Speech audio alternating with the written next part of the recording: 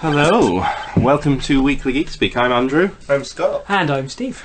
And we are a weekly geekly podcast pouring in your ears on a weekly basis where we talk about movies and comics and TV and things. And a days. I'm so unfit, I just ran up the stairs and I'm out of breath. They're very steep stairs though. They are, but it's not an excuse, is it? So I've just run up that hill. I can't breathe. Okay, I've not moved at all. Now I'm out of breath. I'm wheezing. Yeah, welcome to the show. You can find us on Twitter at Weekly Geek Speak or on Facebook, weeklygeekspeak.com. No, we're on Facebook, Weekly Geek Speak. And we're on a website called weeklygeekspeak.com. Coming up, we have an interview, an indie view, with Sam Johnson from Actuality Press, who'll be talking about his comics, including Geek Girl and The Almighties, and his brand new comic book, Cabricini, which is a very interesting title. I advise you have a look at those. There are links on our website, and you can hear what he has to say about those later on. Also, we'll have our first film focus of the year, where we'll be looking at one of the worst films ever made. Stick around for that. It's very subjective. Yeah. Well, it's up there though. Even if oh yeah. I think it's it's fact at this point. Also, I'd like to say a big thank you to everyone who last week joined in our award. Yes. Thank you for downloading, and thank you, James, for the art again. It's absolutely fantastic. Although I've got one. It was a really brilliant piece of art, but it might have been my one chance in life to ever be depicted as Star-Lord, and it didn't happen. Yeah, I know. It did me as Gamora, and I got why, but it was my one chance. Well, I also thought if you were Star-Lord, then your head would just get too big. I want to be Star-Lord. But Can I be Star-Lord this time, if I bring it up periodically? We'll see. I can't guarantee anything. How many times does he have to come up? A lot. Okay, we'll see what happens. Anyway, it's time for our bi-weekly game, which is called Recommend Decommend. Scott, what's Recommend Decommend? It's our fortnightly catch-up game where we pitch all the best films we've watched individually, and then we vote to see what we'll put forward collectively, and we do the same for the worst films.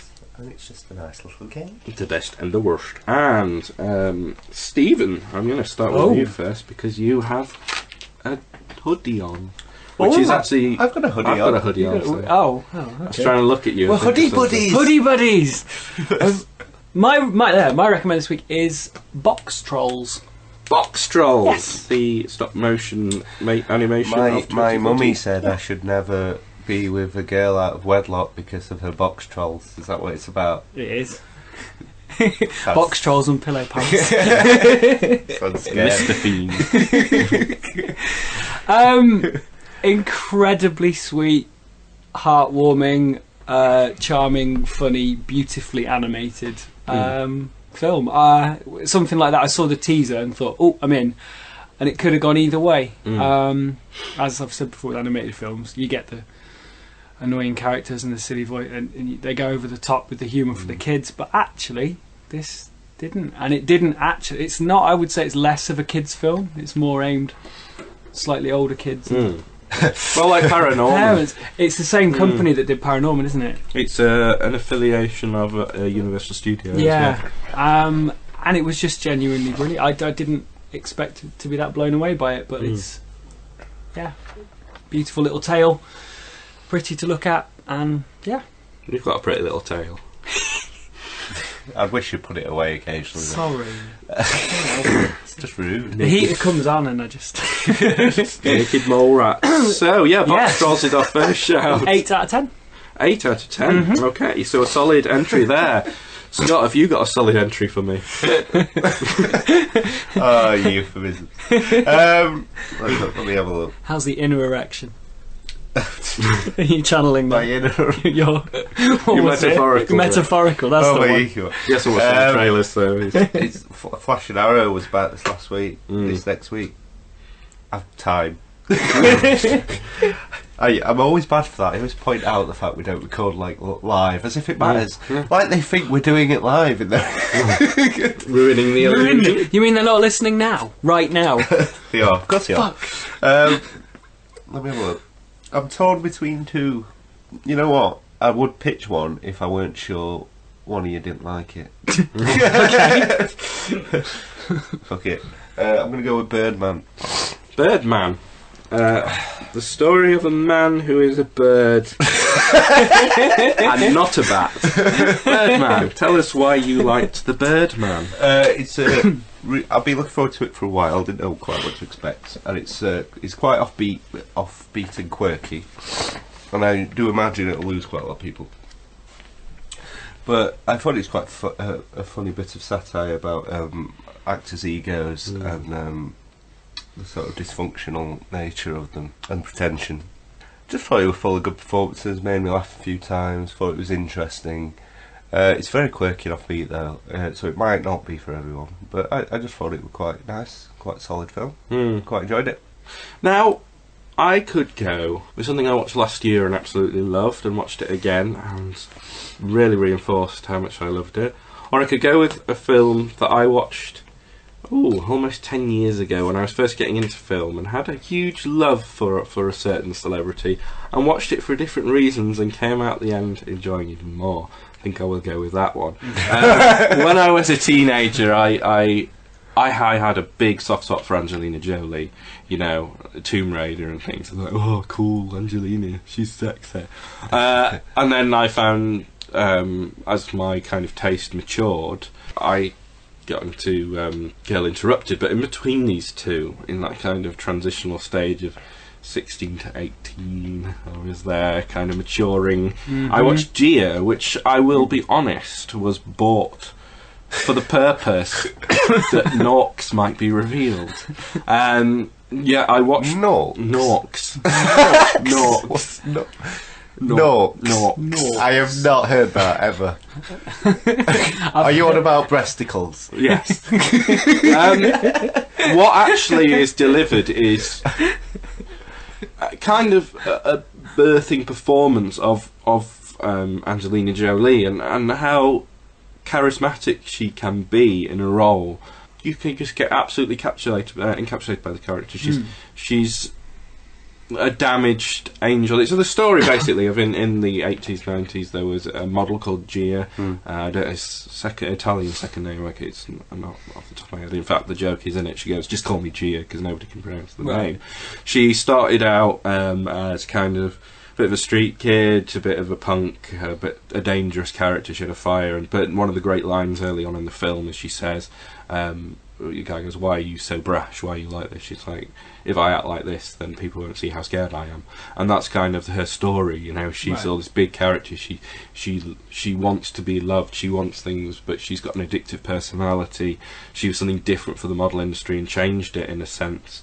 Her performance really grabs you and drags you in, and you feel for her, and your heart breaks for her, and she hurts her mum, her dad, her girlfriend, the boy that fell in love with her at an early stage because of drugs, because she can't deal with what's going on, and it's a really great drama. Now the film isn't without its faults. There's a horrible saxophone soundtrack going off there.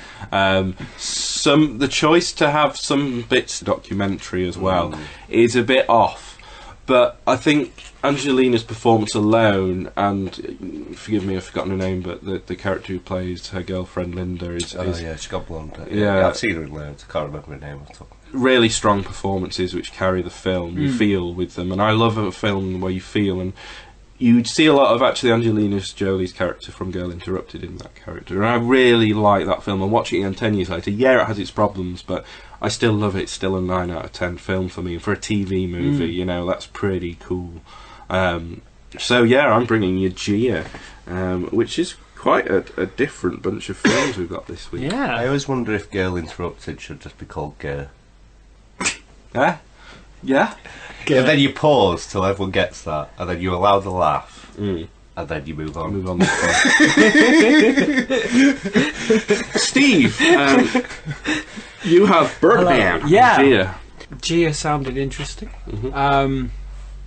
Yeah, it's quite a random selection of films we've got this week. It's not normally. You made it sound interesting, and I could say it's one that I might watch and go on with the ever-increasing pile of films that I may watch one day. Birdman is one I've tried to avoid seeing anything about or even watching the full trailer. And I know the few reviews I have seen, it's definitely split people. It's one that I am going to go and see this week. It's a really tough call. I'm going to leave Birdman until I've seen it, because I can't recommend something I haven't seen. And if a film from... But you do. No, there's a reason. He's being There's a tactic. reason. He wants to bring it next week to see if he wins it. But what if you don't like it? Then, That's what I mean, then I might just not. get penalised. I don't know. But what if you didn't like his one? Oh...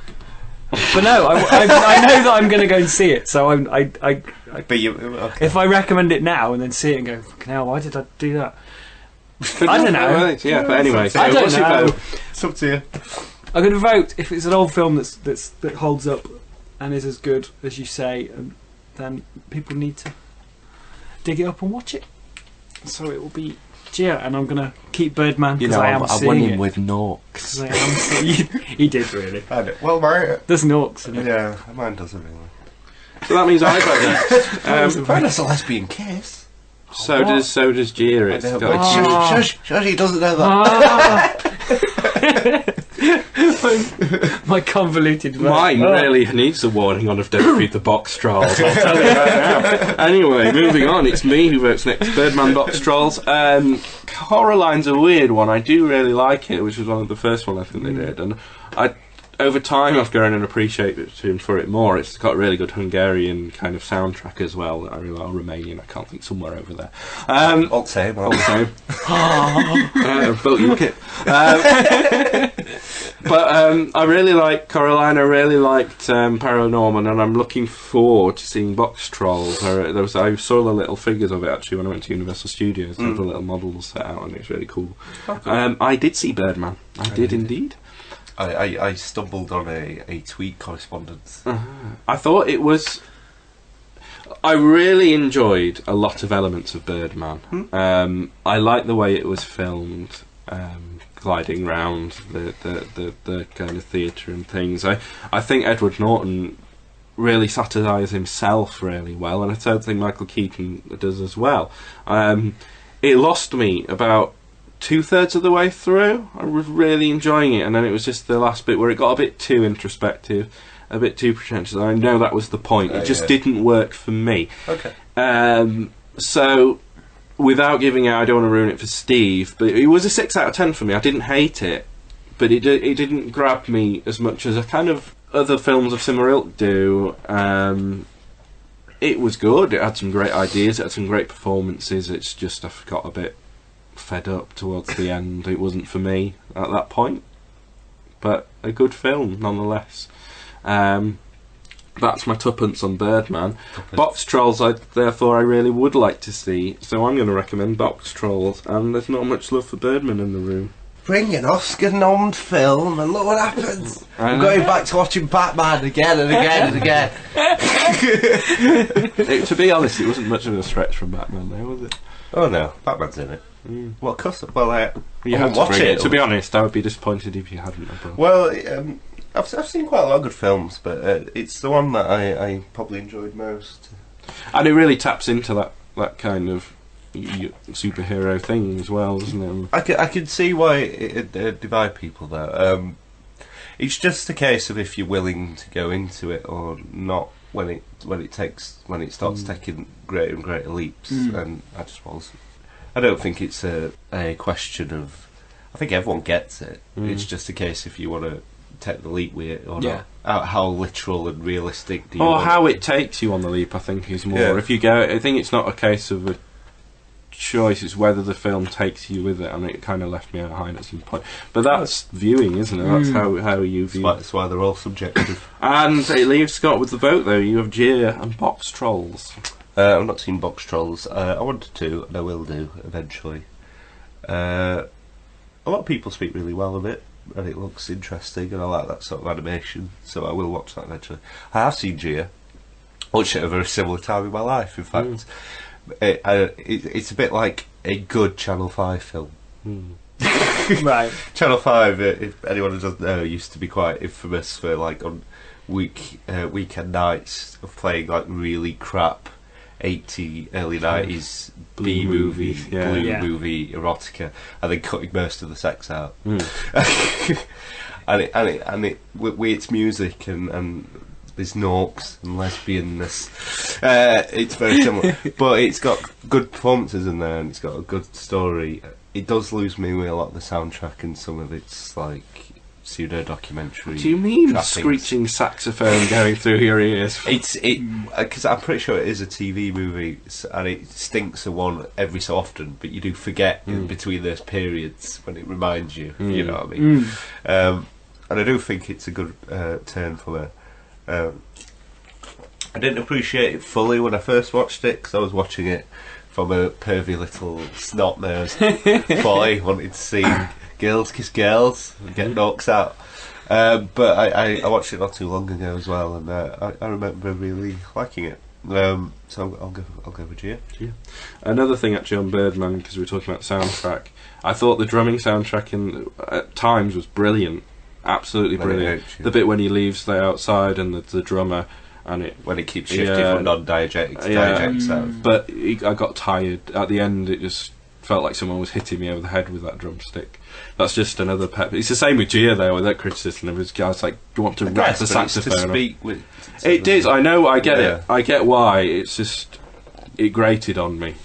I think it's enough. You can't tune out drums, though. No. Do you know what I mean? Like most music can become white noise quite easily. Drums don't let you in a weird way. No. And when it decides that the whole soundtrack's pretty much going to be someone banging on a drum after 2 hours, I got a bit fed up. But that's just me. What's that Doctor Who episode? The drumming. That's the only thing he can't stop. Oh yeah, the master. Yeah, the drums. That's how it gets to him. Here come the drums. So let's drum on. Yeah. Steve, what's your decommend for this week? My decommend for this week, and I'm not sure why I did it, but I did. I watched A Million Ways to Die in the West. Ooh. West, Jim West, Desperado, Rough Rider, but he don't want none. Oh, if only it was as good as that. It was. Oh, the Wild Wild West is awful. It's just got the best song. It's ever. awful, but it's awful. But I think if you take it as awful, it's ridiculous. If you take it's it silly. If you take it as a stupid Will Smith film, it's I've probably great. watched it 3 or 4 times in my life. Touche. So it must have something that makes me return. It's got giant mechanical spiders. What else? What more could you want? But yeah, I watched it. I wasn't a massive fan of Ted. I do like Family Guy. I wasn't a fan of Ted at all. Watched it again to confirm that. I watched it again. I actually thought it was better than I remembered, but still not. I think it's got a few laughs. It's now special, but it was hugely better than when I first watched it. But I was drunk with you when I watched it. I think with stuff like that, though, I mean, it is what it is, and it's fine. But it's the way people take it. I just think, like, it became a weird phenomenon, Ted, where everyone told me it's the funniest film ever made. And but it's fine. Also, the other people who are against it going, it's just Peter Griffin, but they even make that joke in the film. I do not sound like Peter Griffin, he shouts at everybody. And also, that's just stuff that McFarlane's humour, so it's going to be similar. So it's the case of do you like it or you don't? A lot of people don't, fair enough. Like, you know. That's it, I don't mind it. I do like Family Guy, but I don't think the humour worked in this, and I know I've since looked, and I know we've had a lot of reviews of it saying it was the worst film of the year and it was awful and 2s out of 10s. I agree, unfortunately. I thought I might see something in it because, like we've always said, horror and comedy is subjective, and of course, yeah. So I went in and thought, go on then, I'll give it a try. Well, all films are like some two, like those two genres really opinion the most split people. But it was terrible. It was just a lot of Seth MacFarlane running around delivering jokes that I didn't seem to. It just fell flat. It was almost delivering like Sarah Silverman going, yeah, it's like blowjobs. Right, yeah, okay, and what? It wasn't, there was no, I don't know, it just didn't... It was too basic. Too basic, and not... It's cool. The way it was delivered just wasn't, it just didn't work. There's 2 cool Western references that you know what I'm talking about. Yeah. Which are in it matters, which they're in them for... Yeah, you kind of go, oh right, okay. But even those, I just went, oh, okay, shoehorn them in. The opening credits looked nice, it looked felt like a western, but I just don't think Yeah. it worked at all. I really didn't like it. So yeah, that's my decommend. Cool Rider. Cool Rider. Oh. The worst film I've watched we'll talk about later. Oh yeah, Okay. the same with me. Yeah. I've not watched a bad one, so I am going to have to say under slight duress, The Hobbit: Battle of the Five Armies. Oh. Everyone raises their... Controversial. Is it that No. controversial? I said under Hobbit duress. 3. It's, Yeah. I'm a big Lord of the Rings fan, and when The Hobbit came back, I really liked watching that first one. It felt more lighter and childlike and slightly bloated, but I thought it was a fun return. I thought it was cool, felt a bit vital. The second one showed a lot more of its padding, but I liked the ending with Smaug, and it had a very anticlimactic cliffhanger. But I liked what I got. This one is the first one where it really stinks of this is a film too many. For the first time, I was really there as one of those sort of kids booking Disney films. Just because it's almost a relentless battle scene for the majority, and the Lake Town thing is over pretty quickly, and I don't understand why that couldn't have just gone on. And just, I don't know, it just felt a bit like it played a bit like Lord of the Rings best ofs, and then and then maybe if you watched them all in sequence, it might make a good third act. But in isolation, a third act on its own does not a film make, if you know what I mean. So I just felt it was very weird and disappointing. And oddly bloody, to say it's such a kid's film. I don't know, I felt incredibly meh about it. And Bilbo's barely in it. It's barely... And he's kind of the protagonist, and the big The thing title, carrying you isn't through. it? Yeah. And then he might as well not be in that last film for me. Like, you know, I'd give it a 6 or 7, but that's as low as I've rated any of them. And I felt a bit meh about it all when I walked out. Oh, I could go with a French animation or an 80s horror, cheap horror. I don't know which to go with. Ooh. Both 5 out of 10. I'll go with The Beast Within, which is the 80s horror. I don't think I'll win with it, but it's the story of... What was the French animation, brother? Pièce du Noir. Pièce du Noir. I drunk some of that the other day. It's called Fears of the Dark. It's basically a anthology film of things, and it didn't get me really. But The Beast Within is a kind of, you know, a B movie. It's just a bit odd. It starts off with Is that not the video game that came out recently? Oh, is that the evil? the game? Beast Evil Awake. Within, Am I yeah. thinking the Beast Awake? It's something like that anyway. I'll get the Oh, it title. just flagged a weird bell. for The me Beast just then. Away, then The Beast Away. It's something like that. Anyway, it's an Arrow release. Arrow are great with the DVD releases. Unfortunately, sometimes the films don't live up to the great DVD packages they put together, and this is the case here.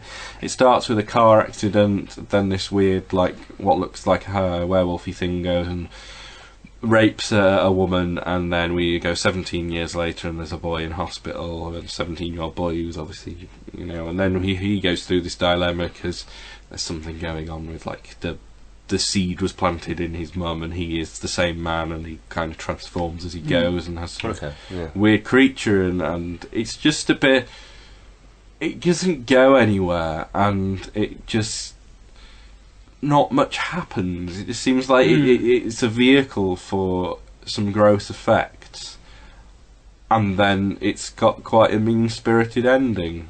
Not that I'm looking for a happy ending at all in horror films. No, but you know, there's a line. It doesn't take you on a journey and then finishes on a damp. Does it play a bit Right. like the film most people assume those sort of films are? Yeah, it's a bit hollow, Yeah. really. It's a shame.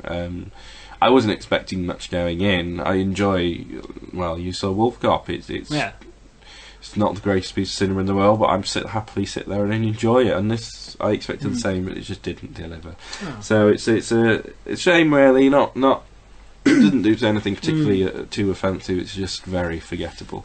So that's mine, and so we go to voting, and Steve starts with Hobbit 3 and Beast Within. Ooh. Beast Within is Look at him pretending it's a tough choice for. Beast Within is way more within my wheelhouse, and The Hobbit. When I get time, I will sit and watch The Hobbit, like I did with Jurassic Park, and I won't. I don't mind if you never Go watch in. The Hobbit. It's the Rings I'd trilogy. like to I want watch. you to get on board. I'd like to watch The Hobbit. I genuinely would like to watch The Hobbit because it's become the new Jurassic Park. It's I'm never watching it. I hate it. I'm never going to watch it, but I will watch it. The third one I have heard, and it's a shame to hear you say those things and bring that, but that's what I'm hearing from quite a lot of people who enjoyed the first couple as well. A lot of the world's been lost. It's overly CGI'd. That Bilbo's not in it as much, and it does feel very padded and ploddy. And as a third act, it kind of maybe works if you watch them all together. Yeah, which you shouldn't have to feel like. I know it is a third act to a huge 3-film thing, but it shouldn't play like that. It should hold up on its own. Yeah. So that's a shame. But yeah, so it's going to have to be that, because that's what I've been hearing, unfortunately, and it is a shame. Do you think it was a Peter Jackson decision, or a studio decision, or a... What, to the 3 films? It was initially going to be 2, wasn't it? I'm pretty sure he wanted 2, and they said, could you do 3? And he went, probably. Okay. I'm pretty sure. Yeah. It just sounds that way. Yeah. We'll never know, really. No. Okay. But after 2, I thought, I don't mind. But after seeing the third, I do kind of think you could have done 2. Even with all the padding, you could have done 2. That's a shame. So, Scott, you vote next. The Beast Within and A Million Ways to Die in the West. I saw A Million Ways to Die in the West. I saw it with a couple of people, which I think always helps when you're watching something. It's not as good as Ted, and it's debatable how good Ted is anyway, but I'd give it 6 or 7. And it's not brilliant. I definitely share that opinion with most, but I was not nearly close to being half as offended as most people seem to be. I even thought he had a couple of little chokles. I just think it's fine. It's just passable fine, but there's a bit of a backlash for Seth MacFarlane at the minute. I think people think he's getting too big for his boots now he's in Hollywood or whatever. But it's just fine. I can't get angry about it. And The Beast Within, I will never watch, but it sounds like it does nothing for the maybe ignorant negative opinions some might have for those sort of films. So I will go with that reluctantly. The Beast. Okay, so I get the deciding vote this week. I could throw it to audience, or it could be The Hobbit that's going in the box. There's lots of, as you say, kind of a backlash on Mr. MacFarlane recently, and I don't quite get it. I've always thought he's pretty much a bog standard entertainer. I enjoyed Family Guy. I was kind of a bit fed up of him doing the same stuff when he was doing American Dad and the Cleveland Show. And Ted I didn't like initially, but watched again and found fine. And you know what? I will probably watch A Million Ways to Die in the West at some point. I don't know how I'll feel about it, and just we'll wait and see. But I haven't got high hopes because everyone's been saying it's crap. The Hobbit, though, I fight its corner a lot of the time, and my kind of view of it is, if it's going to happen, I'd rather it happen with Peter Jackson at the helm. Of course, yeah. This is the best way this could possibly happen. If they have to make this film, this is the right way to do it. Oh, definitely. If it has to be 3 films, then that's their decision, and hopefully they're learning the lesson from don't spread it out, because I think it probably would work as 2 films, and that would be fine. I thought the first 2 offerings were pretty good. Nice, comfortable returns to the universe, which aren't really much of a scratch on the Lord of the Rings trilogy. It's just a comfortable return to a holiday home you went to as a kid. Memories aren't quite as exciting, but there's a good nostalgia there. Yeah. You know, that's how I feel about The Hobbit. It doesn't surprise me that the third one's like this. I think finishing it on that cliffhanger was a bit crap. I loved the whole Smaug bit, but it does go, oh, I've got to wait a year for this, and then it's like a non-stop battle in the end. And fair enough, it needed to be told, you know. But I think that annoys me most out of the two. The Hobbit does annoy me the most because it could have been 2 films, and I want it to be 2 films. I mean, if you take 2, maybe even 3 of them getting captured by a random creature and escaping to no real consequence, scenes of one of the first 2 By films, the woods, bobbing down the road on the raft, and easy barrels, 2 solid films, and then we're walking away going, I'm pleased they came back, but instead I'm a bit. So I am. I'm going with The Hobbit. Just because I hope Paul Hollywood learns a lesson and goes, I'm not spreading. They won't. It's not anger-inducing. No. It's got enough of what I like in there. Yeah. It's more of a waggle finger to Deke commends than an angry kick in the bin. What a shame you did two really good films and settled for 3 decent, okay films. Yeah. Do you know what I mean? I'd rather quality over quantity, and I got quantity. Do you know what I mean? So there you are. Your recommend this week is Gia, and your decommend is The Hobbit: The Battle of 5 Armies. Farmies.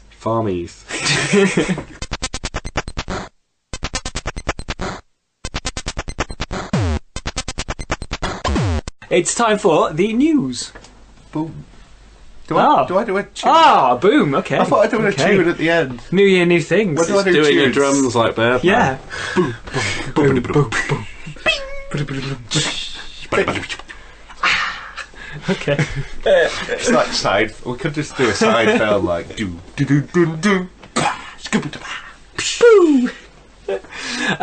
Star Wars: The Force Awakens news so far. The Star Wars series. Mark Hamill has been did an interview. I can't remember who with. Apologies. And said the Star Wars series is now in the hands of a generation who are fans. So hopefully we'll be. In good hands. Well, that's true. But it was before.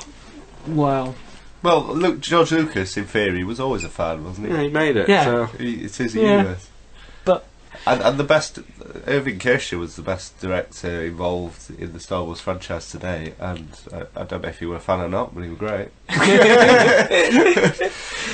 So yeah, and we're gonna get female stormtroopers. This time, it's the first time we're gonna. Apparently, that was news. I hope they don't have boobs.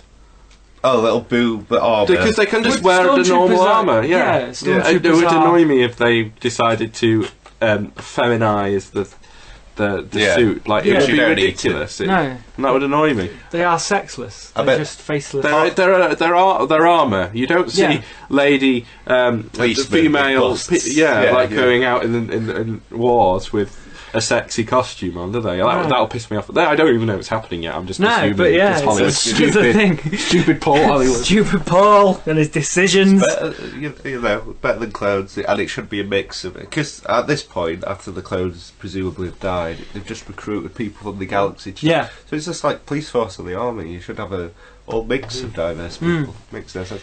And to be honest, I don't even want to see half of them with the helmet off. So I don't know why you'd. Half of them might be girls already. Yeah, exactly. There were female stormtroopers, and that's all same. That's it. Thanks, Mark. That's stupid news. Suicide Squad news. Tom Hardy is out, and allegedly Jake Gyllenhaal might be in. David Ayer has directed Jake Gyllenhaal before in End of Watch. It's not confirmed, but that's the new rumour we might be getting. Yeah, the two sort of reports seem to be, one is Tom Hardy's schedule's incredibly tight, and he wants to do something else. I can't remember what it was. And the other is the script got redrafted, and it's much more Deadshot and Joker heavy. So his character Ric Flair's been slightly marginalised, and he's a bit like, well, you've got T. Hardy, I was motherfucking Bane, and you want to marginalise my role.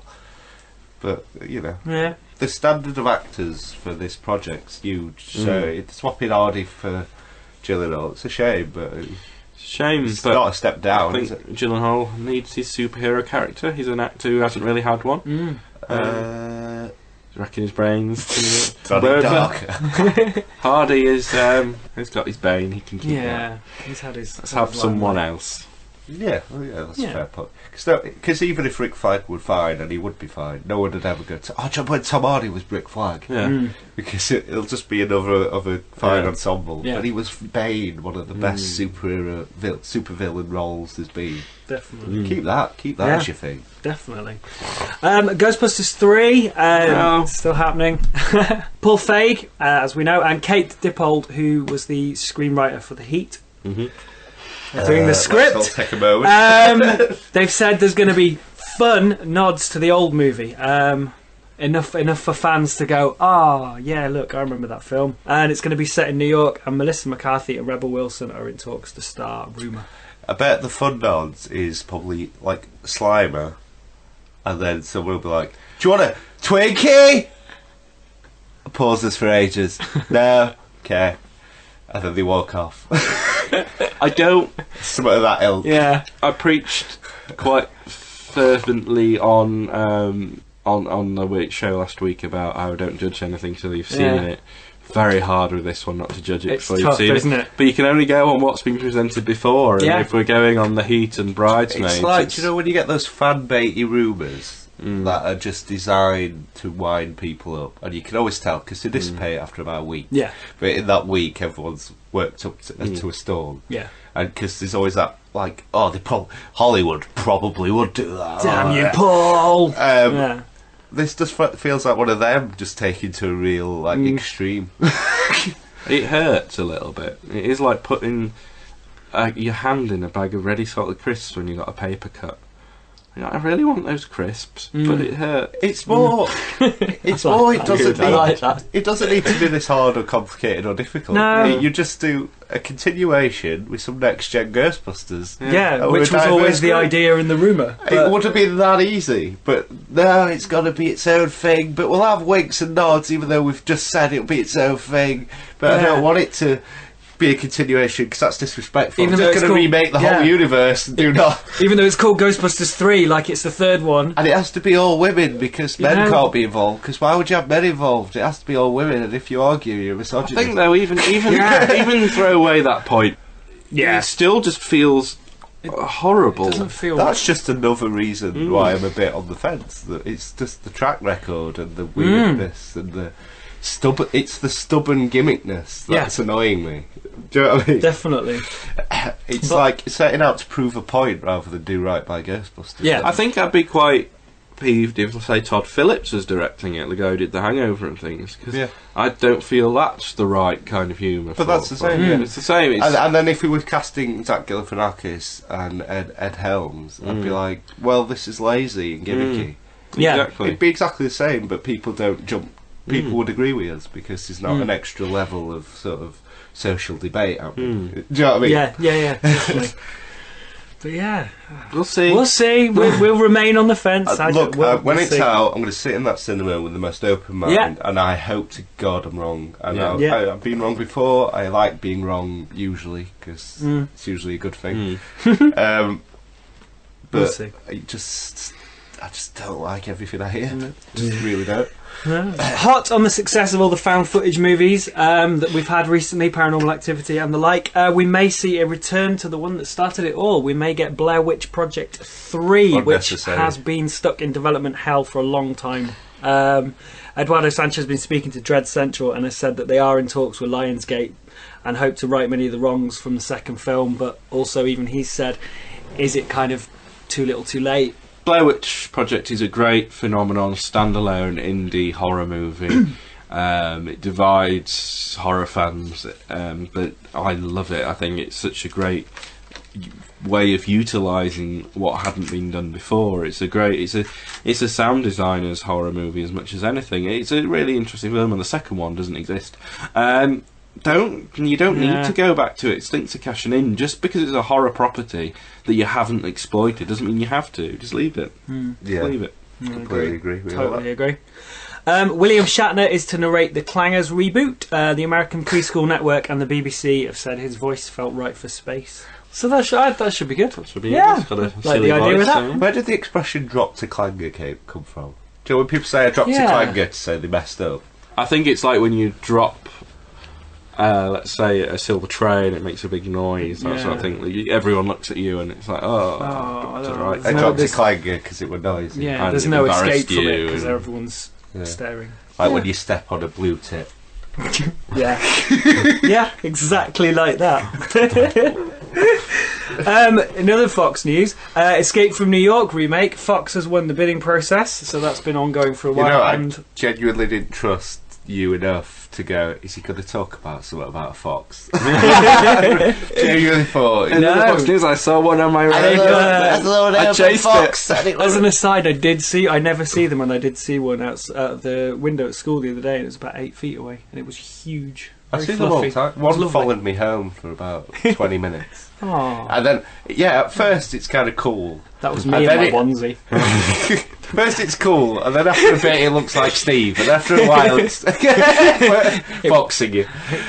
You weren't supposed to see me. After about 15 minutes you start going, I don't like this. Yeah. Because you start convincing yourself it's some gonna sort of eat you. spiritual keeper. And death comes in a form of a fox. Follows you home. Yeah.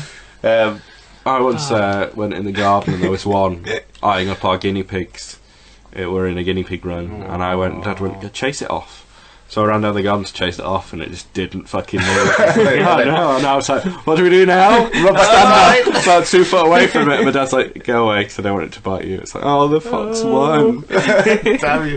Sorry, what was your fox? But yeah, they won the bidding process, and but John Carpenter is involved and will have expert creative influence, starting from scratch on the Escape from New York. So, Okay. if he's involved, It's not hopefully- going to affect the first movie, No. or I guess the second one. I've got so much sort of prejudice of Fox in general that I don't trust anything they do. But that's my problem. They make good films, I just can't think of any. Also, tweet us your Fox stories. Yes, Weekly Geek let Speak us know, and your pictures. with Steve. We mentioned in the awards show last week the Fantastic Four reboot's kind of gone a bit quiet, and we've not really heard anything. Shooting did wrap 6 months ago. There's been lots of rumours flying around. It's been a mess. The reshoots have been scheduled, but producer Simon Kinberg has addressed the rumours, and it said that allegedly there were narrative issues, the crew were treated badly, it's a mess, it's casting problems. He said that all rumours are false, and that Fox just seems to lack the confidence in putting the movie out and letting them do anything until they're 100% happy with it, and it will still happen on August 7th, 2015. I mean, well, if that's true, they're hardly going to go, yeah, you got us. Yeah. Yeah. So they'd say that. But why aren't Fox happy with it? Do you know what I mean? It's Yeah. 6 months 6 away. months. And I mean, And they finished it 6 months ago, and there's nothing. I think it's probably safe to say it's going to be interesting. The thing is, what that indicates to me is it's different, and Fox have gone, I don't like this, I want it to be more Avengers-y. But is that good or bad? That's bad. I'd rather see something different. I'd rather see something different and it be bad than see something the same and be fine. You know, in a way. Yeah. I'd at least like changing it up I a respect that, but it's fantastic for the property to try something different, because the kind of what's kicked off the Marvel universe in the 60s, and the kind of the most Marvel-y bit of the Marvel universe for me.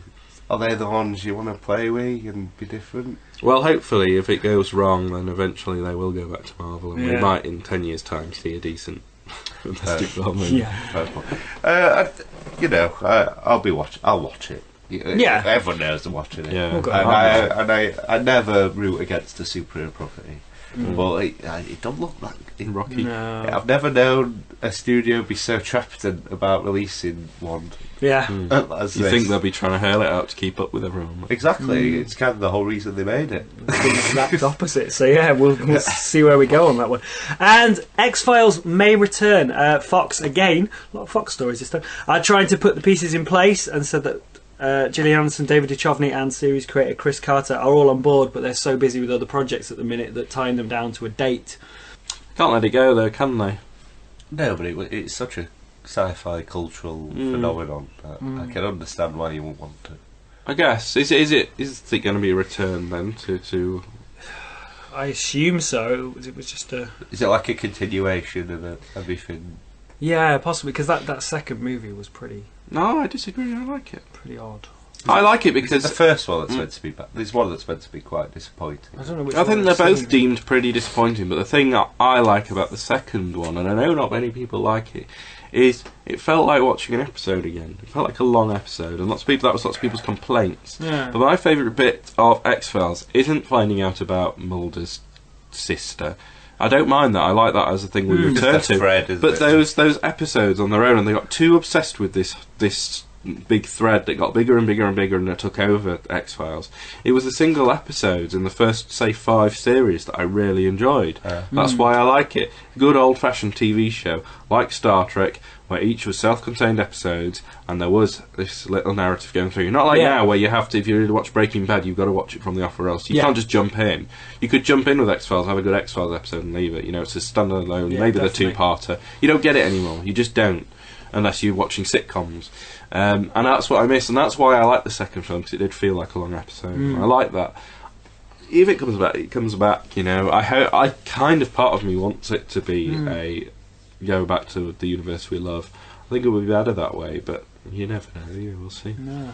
Well, you know, I've never really give it much time. I casually watch the odd X-Files episode. I wouldn't call myself a fan, but if it pleases people, do it. Yeah, I look forward to seeing whether it happens. We shall see. And we got another Age of Ultron trailer, didn't we? Oh yeah, we did. Oh, I didn't see it. You know, That's how Just- busy just I've completely- been. That's how busy I've been. I'd missed it completely. To be honest, well, let's go through the key points. Really, there wasn't too much extra added, was there? no, and it There wasn't as strong as the first one. The No. first one felt like one of the most exciting and cool trailers I've seen, possibly ever. It's in my top 3 or 4. This one just felt like a little bit more, but not much more. But I don't need much more, to be honest. No, It's- you got more Hulkbuster reverse Hulk, got a mystery character, wasn't there? This mystery woman. really character. bold woman. I think that confirms Wakanda and stuff, because you saw a bit more Andy Serkis and all that. And you got more indication so what's happening with Hulk. Hulk's going through something. Yeah, definitely. Okay. But yeah, other than that, it keeps its cards close to its chest. You know, Ultron's gonna fuck shit up. Yeah. And there's gonna be irrevocable damage by the end. It's not too far away now either, so 4 I can't months. wait. Yeah. It's going to be good.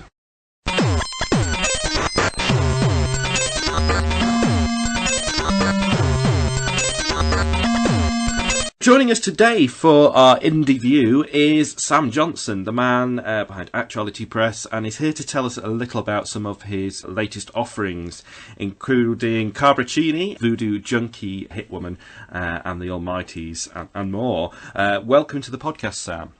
Hi Andrew, thanks for having me. So first of all, before we go on to some of those fantastic sounding titles that you've written, I want to know a little bit more about you and how, well, basically, how did you get into comic writing? Okay, well, I got into comic writing back in the day. We're going quite far back. I knew I wanted to do something creative, something to do with writing, and then Image Comics, some of their studios ran some talent searches in which you'd submit like pitches for stories featuring their characters. So I did that, I enjoyed that, and kind of was hooked from there. I entered a Wizard, if you remember the Wizard Comics magazine, they did one for Malibu Comics, similar thing, and I came joint second in that. So kind of went from there basically, yeah. Never looked back! Great stuff. What is it that attracts you about the medium, writing for comics in particular? There's a lot of things. I very much like the sort of continuity aspect. I'm not like we were talking with friends the other day, actually trying to get me to watch bloody. Can I swear on this show? Oh, by all means, yeah. We smell like troopers, so. Okay, trying to get me to watch Mr. and Mrs. Smith because it was on TV the other day, and when I saw it on the cinema, this wasn't something I need to see again. Anyway, my point being off that, I don't tend to watch many films, and when I do, I watch them on cinema. I don't like watching on TV. Now, what the distinction I'm making there is, I like the comics that you can build something bigger So that's the continuity is a part thing. Other than that, it's quite sort of difficult to define what appeals to me so much. I mean, I certainly prefer writing a script for comics than I do for film or TV. It's a medium I love. I mean, I'm constantly aware of what's going on with other comics as well as my own. And when you write these comics, there are particular areas that you find fascinating. I mean, there are themes already in here with strong women in Geek Girl and Cabricini. Is that a particular area you like writing about? Yeah, I mean, it's not something I do in a contrived way. Geek Girl actually, that was part of another talent search where they were asking people, it was Image Comics again, in fact, asking people to create superheroines. So that's why that character is female. But I do write strong females. I mean, I've got another book that's just at the sort of early stages that's also a female-led book. It's not a contrived thing. It's where I go naturally. But I mean, The Almighties is a team book. Also has a strong female character, but she's the only female member of the team. So it's not something I do exclusive. And if I think about the comics I read, actually, it's pretty few and far between that they're female books. I mean, there could be a point that when I came up with these characters, in fact, this is something that's come up before. When I came up with these characters, there wasn't such a female. I can't quite think of the word of it, but there weren't many female-led comics. Now that has changed fairly recently because Marvel are now doing loads of them. So yeah, I mean, I think, having come up with those characters initially at that time, they are different in that they're unique characters, but in terms of the female angle, it was kind of, this is something that's missing. Yeah, I mean, Geek Girl, for one, it's got a really interesting premise. Tell us about Geek Girl. Tell us about her superpower and how she acquires it. Okay, well, Geek Girl, in a way, I see it as a kind of flip on the sort of Peter Parker, Spider-Man type origin. Basically, you've got a brainiac college geek who invents these super tech glasses to give him a sort of edge to win over the girl of his dreams, who's going out with this big sort of lunkhead. And him and his friend get drunk and lose these glasses in a game of strip poker to this hot college chick, Ruby Kay, who up until now has lived a fairly sort of Beverly Hills 9021, what you might call a sort of fairly vacuous surface level existence, with a sort of clique of cool kid female friends. Now, the effect that these glasses have on her, the way they affect her, changes everything, and it sort of opens the door for her to basically live a sort of life where, you know, the primary thing, if she's going to become a superhero, which is what her friend Summer is kind of pushing her towards, is, you know, you're helping people, whereas before she was sort of an it girl that was out for what she could get. And we see quite quickly the distinction once these powers hit her between her friend Summer, who has her back, and the rest of her friends, and we see that Ruby is sort of in between the two in terms of, you know, your horrible, superficial girls and, you know, warm, genuine girls like Summer. So it's a kind of, that's the kind of where we are, or where things go in part of the setup, which is in Geek Girl Zero, which is out, and the miniseries that's in the work will be a kind of character arc of where Ruby goes from there, and the way that the glasses affect her as well, because there's a glitch in their programming, so they're not functioning as they should, and she's not necessarily aware of that. So they're kind of because she gets the powers through sort of brain waves. There's a chip in these glasses, so it's right next to her brain. They're affecting her brain, and she's going to change in ways that she wasn't necessarily expecting, or she wasn't expecting. It's a great concept. I really like it. It's almost like Superman puts his glasses on to hide his superhero identity. She puts them on to create a superhero identity. That's exactly it. I mean, it's she. You know, as I say, using the Peter Parker analogy again. Peter Parker is the unpopular nerd that becomes this cool superhero, and she's this cool kid that becomes this unpopular superhero. It's a brilliant way to flip kind of the tropes on their head. How did you come up with the idea? Well, that again, it was fairly just came up with it. I mean, when this image contest, who wants to create a superheroine, I came up with 3 ideas for that, and that was an idea I came up with. I mean, it wasn't as fully realised as it is. I developed it further from there, but. Yeah, it's, you know, I don't know how these ideas come. They just come to me. What the comic you brought to our attention actually was Cabricini, which you're working on at the moment. We've read the first one, and it's a really interesting story. Again, a woman with very interesting backgrounds becoming kind of a superhero in a sense. Tell us a little about Cabricini.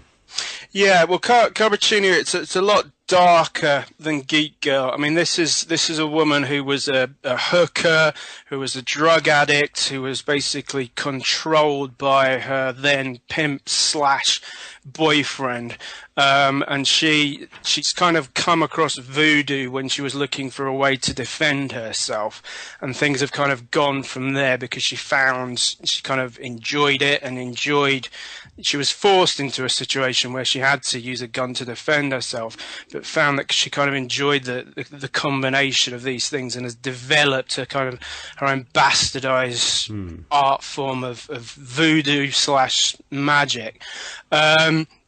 She's not a superhero. I mean, she operates. I describe her Deadpool as a character I want to work on, and I describe her as Deadpool's spiritual cousin in that she's in a sort of grey area. She's not good per se. She's not bad per se. But she's a hit woman, and yeah, she's paid to go on these gigs, and a big part of that, as the thing that the comic you're referring to is Cabricini Voodoo Junkie Hit Woman Dark New Year, which is a free digital comic. Which is out now. I mean, the Geek Girl and that and the Almighties, which I assume we'll be covering. You can get more at actualitypress.com, and that, I say, it's free. That Cabricini, it basically sets up the miniseries and establishes an important part of her kind of repertoire, which is that part of the way she carries out her hits, she can access this dimension called the Infinity, which is that I describe it as Limbo's crazy cousin locked away in the attic. It's this kind of monstrous dimension. The reason she uses it is using her magic, she can use it as basically a shortcut to anywhere she wants to go. So if she's got hit at the other side of the world, and not just to a location, but using a photo of the person she's looking for and various magical implements, she can create a portal that opens at one part of the Infinity, leading to one that opens at another part. It's a relatively short distance travel versus having to do a massive amount of detective work and traveling around the world. So that's the plus side of it. The problem with that is the ruler of it, the Rook, does not like her. I mean, she's effectively abusing his dimension. It's not meant to be used this way, so he likes to try and dissuade her both psychologically and physically by throwing anything he can at her and tapping into some very wounded areas of her, involving her past. Yeah, got a lot of interesting kind of angles to it, and that's from that first free volume alone, which I would encourage all of our listeners to go and read. I mean, in Voodoo Junkie Hit Woman alone, those 3 words say a lot about a kind of great exploitation comic, but it sounds like that it is a lot deeper. Yeah, I mean, everyone, the character, that sort of moniker is kind of, it can be interpreted different ways, but once you've got what the deal is, I mean, to clarify what Voodoo Junkie Hit Woman means, it's Voodoo Junkie as she's in a junkie for voodoo hit woman, but it's deliberately kind of left sort of ambiguous because she comes from the past of being an actual junkie. Is this kind of, do you see a kind of finite structure for this comic, or is it one you just would like to take all kinds of places? Well, I mean, we've been working on the. The reason this has come out now is to set up the miniseries. That we've been working on the miniseries for a long time. It's 4 issues, and it's as with Geek Girl. There's a character arc there. There's a very specific story I want to tell. Now that will be finished this year. I can't say when it'll be out because I don't know when it'll be finished yet. It may be that it isn't even out this year. It may be that it is. But yeah, this is a definite. You like with Ruby K, Geek Girl, you're going to see the character start in one place and end up somewhere quite different psychologically, and then sets her up for what's to come after that, because I have got further plans for the character. It's a character I'm very invested in. Let's move on to the Almighties then, which is a superhero team with a difference. Tell us a little about these characters.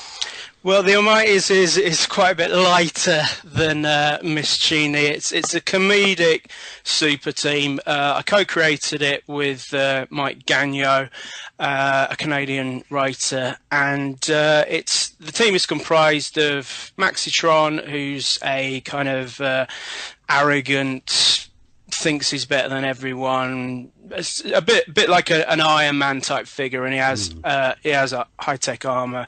Miss F, who's a former downtrodden housewife, who's now she's got issues and she's taking them out on crime. So she's become a superhero in which her oppressive husband wouldn't let her use her powers before. But it's a lot lighter than your car room. She was bitten by a radioactive dust mite, which ties into her whole housewife thing. So she's turned to superheroism, having freed herself from her oppressive marriage, but the problem is she's still carrying on a lot of sort of anger from that, which may manifest itself at not necessarily the most helpful moments. And then Mike's characters, Mason, who's an old Black Ops guy who's also a borderline psycho, and now I'm aware that this all sounds quite dark in the context of having followed it with Carbracini, but it's not. It's funny, and it is actually quite light. Mike's other character is Nightfang, who's a cocky British punk rocker / werewolf. And the final character of the team is Stefanos, who's just some guy that works in a kebab shop that, for reasons seemingly perplexing, he is a member of this super team and also does work for Barack Obama. But there's also what we're doing with, because we've got a new variant edition of the Almighty Zeros coming out in February, and it's spotlighting their sort of would-be future member, who's, I mentioned Deadpool earlier, and Wayne Winston is my Deadpool parodying character, because the Almighties, we've had an issue 1, and that was time to come out at the release of the Avengers movie, and it was kind of parodied all big Marvel events. Now we've moved on from this being a purely parody book, but Deadpool has a parody character in Wayne Winston, and the intriguing thing about writing something like that is Deadpool's such an over-the-top character that is in some ways a parody of Deathstroke himself. So where do you go with that? And I've got very specific ideas of where to go with that idea. I mean, for starters, when we're introduced to Wayne Winston, it's Deadpool cranked up to a ridiculous level. So it's, in terms of Deadpool's motor mouth, this is taken to the next extreme, and we're going to be exploring various things with the character that sort of nods to different incarnations of Deadpool. But it's, again, as with all of them, I mean, as I say, I compare Maxitron to Iron Man, but they're their own characters. They're not a pastiche of these characters, as you'll see as things unfold with them. With satire and humour, there's obviously a lot of love in there as well. But it can be very hard to kind of write this as well. How do you approach it? Well, the thing with that is the Almighties. I mean, there's two issues now because there's one and then there's the zero. And when I set out to write a comedy comic, which I hadn't done before. I mean, there's comedy in both Geek Girl and Cabra, but with this being a proper comedy comic, I took the approach of like, let's have a sort of writing team like they do on like American sitcoms. So Mike Gagnon came on board and brought his two characters to make up the team, and then my intention was to find another writer as well, and then we worked well enough together that I found we didn't need anyone else. I mean, the thing with, I find it's kind of a mode when I'm writing. It's like in Carbuccini, it's a lot weirder and darker, so I'm sort of in that sort of mental mode. Whereas if you're writing a book like The Almighties, it's got to have a gag quota, so you're not writing it in the same way. So I found it, I thought it would have been more challenging than it was. As I say, the intention was we in order to get that gag count up, we'll need 3 writers. But it works. Well, Mike and I, it worked very well.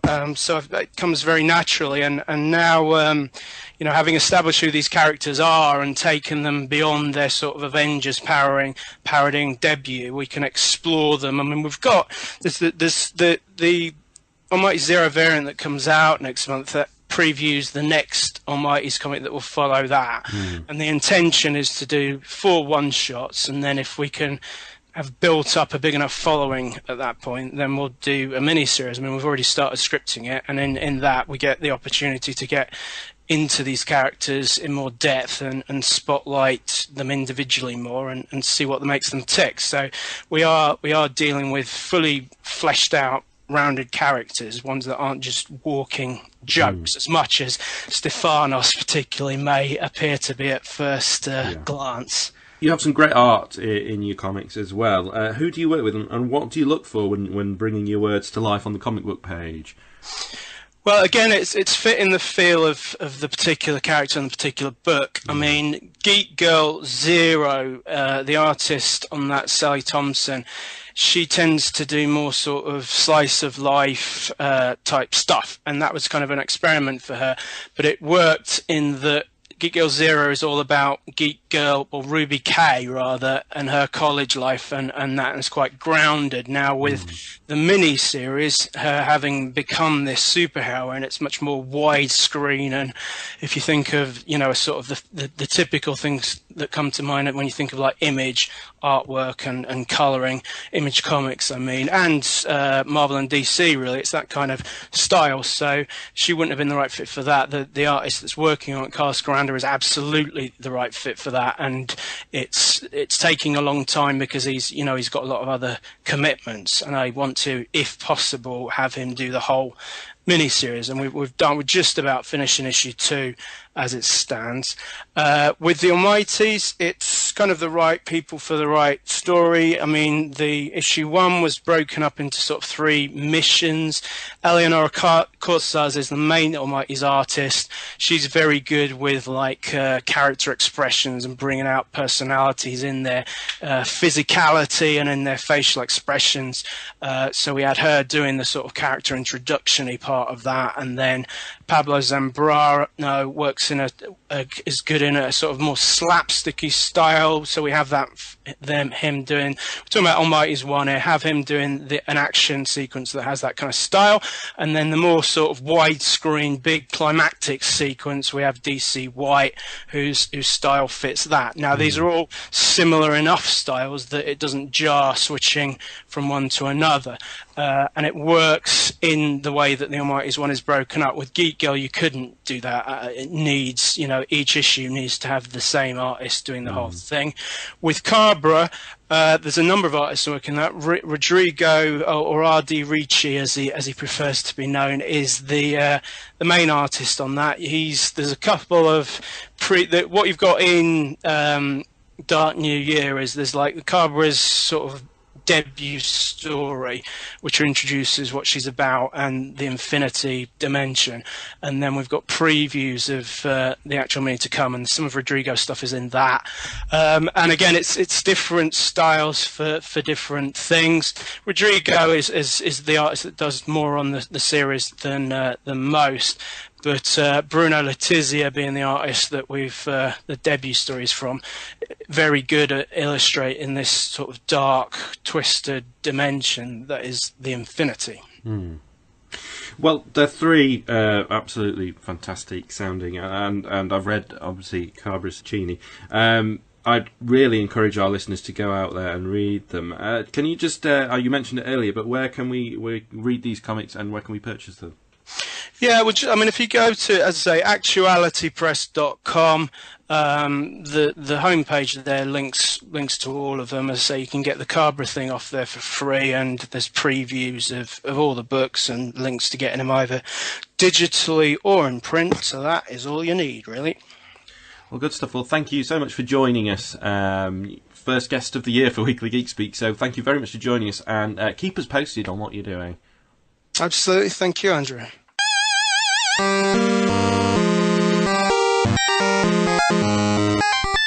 As we did occasionally last year, we're going to have a film focus.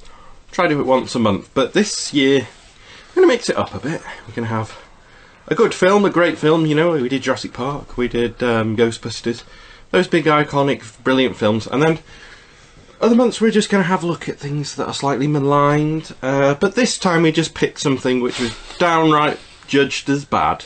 We'll put it that way, because we wanted to see if it really was that bad. Yeah. So we didn't mention this in the intro because we didn't want to scare anyone away. But we sat down and watched Battlefield Earth, made in 2000, based on an L. Ron Hubbard book, starring John Travolta. That guy that used to be in things, but his career ended. And Forrest Whitaker somehow managed to come out unscathed. Yeah. Anyone else famous in there? Just John Travolta from Look Who's Talking To, and That John Travolta, not the one in Pulp Fiction. Definitely was a different guy. oh, was he in that? Was he? So what was Look Who's Talking Now? Wasn't he? So what? Before we were going to the film, what did you know about the film going in? Like, it's obviously perceived as one of the worst films ever made, isn't it? I knew it was based on some L. Ron Hubbard, and I knew it was a incredibly maligned early noughties sci-fi film, and I knew John Travolta looked really weird and Klingonish on the front cover. That is everything. And you obviously heard the rumblings of what it was and things. No?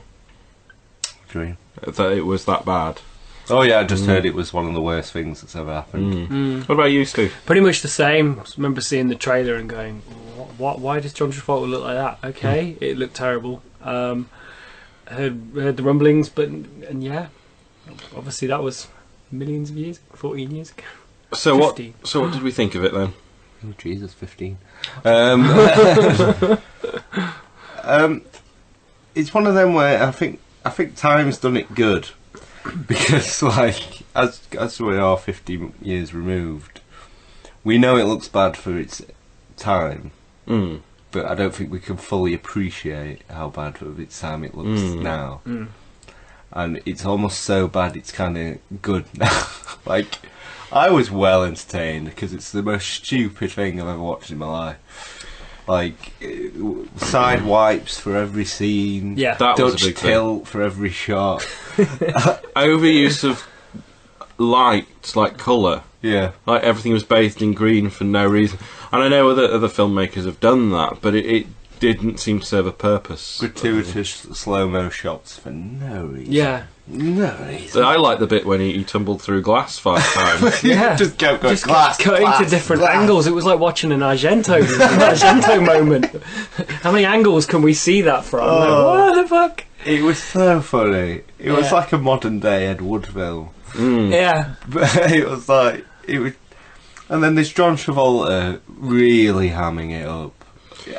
Like, with the biggest bulge you've ever Oh, seen. yeah, that crotch. You might have seen it. We tweeted it earlier in the week. Discussing weird alien politics But he seems really different to the rest of it. First of all, the humans are kind of a Planet of the Apes-esque. If you think back to the original Planet of the Apes, they're like cavemen basically, and then there's these aliens who have come along and they're mining gold from Earth and enslaving man animals, as they call them. They never call them animals. No. Like, if you're that smart, you would think, I'll call them animals. But We have some man animals. we also learn in a bit that this species of John Travolta's have wiped out a lot of species from a little weird misplaced blue alien that comes to talk to someone. Oh yeah, Hello, I'm a fish. I can't quite work out how they've managed to do that because they're the most ignorant bunch of dickheads in the world. They basically go, right, there's this guy who seems to be becoming a bit of a leader with the men. He keeps escaping and we keep getting... That scene happened about 5 times. Yeah, really annoying. So what should we do? Let's give him loads of information about everything ever so he learns everything. How will that help us? So we can speak to him. But what about... We've just taught him everything. And then we got the great scene where he's sat on the floor in the cage with these manfolk teaching them about Pythagoras theory. Yeah, which is amazing. people who can barely speak. What did he say? This is the chemical symbol for oxygen. Water. Yeah. Why would they care? And I've been learning engineering. Here's a wing, and he drew half a triangle. What the fuck? It's just bizarre. And these aliens constantly go, right, you escaped, so I'm going to leave you alone again for a while. Yeah. And I also get, maybe I missed the key moment, but I also get why he got zapped with this thing, and that's enhanced his scientific knowledge and whatever, and his knowledge about the cyclones. And I get that he's the leader and he's imported a lot of things onto people. Do not get how none of the others have had that ray, but they all get significantly smarter by the end of the film, to the point that they're flying jets. Which, as we saw in a montage scene, took him ages to learn, and he had all that knowledge imparted on him. So yeah, It was just weird. And it's little plans like, I have a plan to trick the cyclones. What? Half of us will stay here, half of us will go over there and learn things. That's like when you ask a kid a plan in hide and seek. Yeah. What's your plan for hide and seek? Well, I will go and hide there. Okay. and I'm going to use this stick to illustrate it by snapping it in half. Really pointless, like, illustrating what dividing people into groups is by snapping a stick. It was just, and it's just a weird hodgepodge of every sci-fi film ever. And it's just so hammed up and theatrical, and all its filmmaking instincts are so off. Like, oh, this bit is a really action bit, it's really suspenseful because will they escape this alien we've just introduced? It's got to be scary. We'll just have it slow-mo and just... Yeah, it just suddenly, they were sat by a campfire and then they were running around and it was like, what, sorry? Yeah, and the protagonist disappears for half the film at one bit, and then there's a love interest that you barely know about until the end, and then it's just all its instincts are just so far removed of what, and it's supposed to be an action adventure according to the description I read. I didn't see any action. Not the action, no.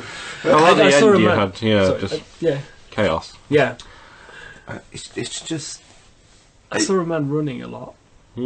That was some action. Yeah, he likes running. First hour and a half, it was mainly him running away, running away, and flying through the air when he got shot. Yeah, he scowls, runs, or gets choked. The entire film. Pretty much. Yeah. And he has the inability to grow facial hair. He's always clean shaved, which is weird.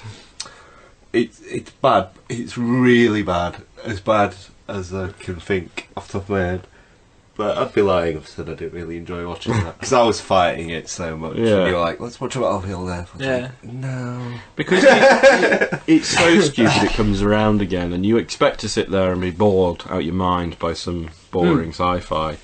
But actually, it's so ridiculous. It's one of them. Don't watch it on your own. Be bored out your tree.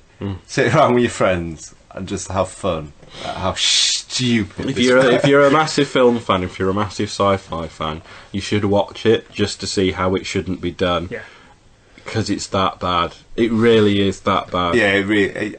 Every instinct is wrong. Like every time they have a crossroads, they'll go the wrong way. It's amazing. It's like a How Not To. It really is like a cautionary film. And Forrest Whitaker spends most of the time looking awkward, doesn't he? Like, Yeah. oh, okay. The awkward Why laugh. am I here? Oh, it's great. Oh, it's amazing. Yeah. So, but you refrained from looking on IMDb. You wanted to know. What I the did, score was. yeah. I mean, I'll agree with Scott. I mean, I was a bit like, oh god, I've heard bad things, but it's been so long. It was at the back of my mind. I never even knew it, forgot it existed. It's like, go on then, let's give it a go. And as an entertaining experience with the three of us sat there, it was, yeah. And I'd like to point I out enjoyed it. to our film fan listeners, this is not a good film. Don't get us wrong. Oh, no. We enjoyed it because it was that bad. Yeah, Oh, it's awful. it's an experience. I would still give it like well, you find out what would you grade it before you look at it? 2 or 3. It was, you know, it. It definitely deserves that low score because it is that bad. I mean, from a filmmaking aspect, it is 2 or 3. But there's some really tucked away ideas in there, which would make me want to go 3 or 4. But it's just that even from just basic filmmaking standpoint, it's so stupid without getting into the plot and stuff. Just from basic decisions of how to show something, it's that idiotic. It has to be that low. And a lot of unnecessary things like that crotch. Yeah. Why does he have the most bulbous, massive? They make Jareth the Goblin King's crotch look tiny. And there's a bit when John Travolta shoots his sort of right-hand man in the arm to teach him a lesson. So it decides to show it like this. We look at John Travolta, he shoots, we cut to Forrest Whitaker's hand, we cut back to John Travolta, we cut back, his hand's gone. That's how it chooses to do that. You know what I mean? Like, Yeah, happily shoots the leg off a cow. Yeah. It shows that they can show it, but for some reason, no. yeah, I saw a few milliseconds of a leg flying off a cow before they refused to show any of the other cows being shot. That's how it. Do you know what I mean? What a stupid way to show him slaughter several cows. Show us the first one in weirdly brutal fashion, really quickly, And then cut away. and then show none of the others. And that was the only bit of standout, like with the bit with his arm where the clip went off on his arm. What happened there? And he just brushes his leather jacket and then disappears for 5 minutes, and then And you can't quite and work out where he's gone. No. The main antagonist. You can't work out if he was left on the spaceship that got blew up. You can't work out whether he went back. And then he just stays in a cage, and it's the end. with his arm missing. It was so weird. And the humans make a deal with the evil aliens that just seems to be fine, and that's the end and accepted. It's just that whole introduction to the cyclone when it's they're stun lasers which fire them 28 yards Yeah. on the back. But they shoot one and he looks dead, but later he's fine. And then they chase him, and then he kills a fat one, and then he shoots him, and then you realise he's alright, he's in a cage. They're just capturing him. Never see the fat one again. No. No, it's true actually. And also put him down. The laser gun changes its mind. Sometimes it shoots and the item disappears completely. Yeah. Other times it just pushes a chair out the way. Yeah. Other time it explodes something into a million pieces. Another time it just sends a man flying across the sky. Another time it takes a hand off. What is this gun? Is it like the lawgiver gun that Judge Well, Dredd's got, but it makes its own mind up what 'Cause- bullet it shoots? Sorry. Because if the things it was pushing, if it pushed a human at that velocity, I'm still pretty sure it could kill you. But and then it has a laser effect, and then it has a disintegrating effect, and then it has. It's so arbitrary. It's just bizarre. It makes no sense. But this is You could tear it apart all day, though. You could. I feel like we're still on surface level. But watch it. Yeah, it's Like- watch it as a group. This is my thing. Like, you know, where I bring a score and I say, oh, how I'm feeling on the mood.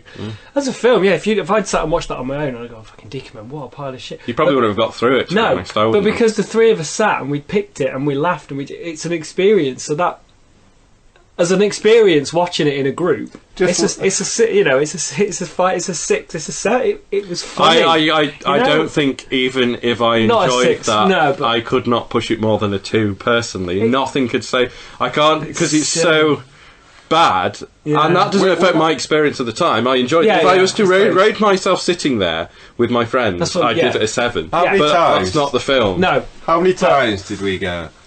Did that just Rewind it. Yeah. Wait a minute. Yeah. Like, is that stunt double Chinese? Yeah. Is that his bulge? Yeah. What happened to his hand? Oh my god. And then the unnecessarily seedy lady aliens, which just seem to be like someone's sexual fantasy that they've written in. It's weird. With long, slimy tongues to lick me up and down and receding hairlines like my uncle. It's a gift that keeps on giving, this film. Yeah. If you just want to sit Yeah. and pick out a film, it's just a wonderful gift. Go revisit it. Let us know if you do. Yeah. 2.4 on IMDb. 2.4. 59,900 votes. That is as low as I've ever. Is that in the bottom 250? It must be. Probably. But then it's got 9 as a Metacritic score, which averages out all the... Is that 9? 9 out of 10? No. Out of what? It's got 100. It's 9 in red. Yeah, it's 9 out of 100. So that's very low. That's high. Wow. And that's the man I was looking at. Sorry, I'm doing this now because the Kim Coates, the man with the bit Sons of Anarchy and Resident Evil and Silent Hill. What have I seen him in then? I think, having seen his face, he was in Dust of Dawn. Mm. Well, that'll be He's it in Goon, he's in Bad Cop, he's in Prison Break, Sons of Anarchy. Yeah, then. Yeah, I've seen all of that. there we go. Okay. So there we are. Yeah. That's our first film Yeah. focus of the year. It's fucking awful. It's terrible. It's We can't despicable. stress that It bit. makes No. it does everything wrong, and it's one of the worst sci-fi films I've ever seen. Yep. Watch it now immediately. Not on your own, in a In a group. group, yeah. Watch it now. Get your friends around. Say slap it down the table and say we're watching this, and they'll go, "What the fuck are you?" And they go, "No, trust me, because you will have a whale of a time." I enjoyed it more than Mad Max. There you go. Wow. Wow. And on that, Oh, it's a worse film. on that, but you enjoyed it more. I Yeah. enjoyed it more. Oh, so on that, Rocket. That's our first film focus.